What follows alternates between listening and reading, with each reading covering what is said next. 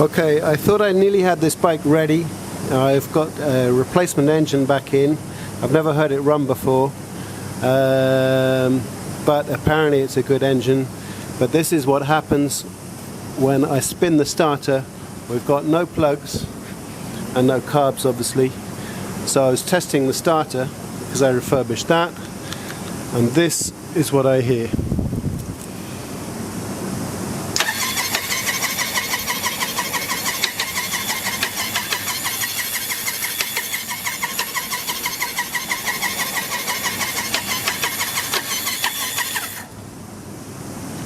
What is that occasional clattering sound?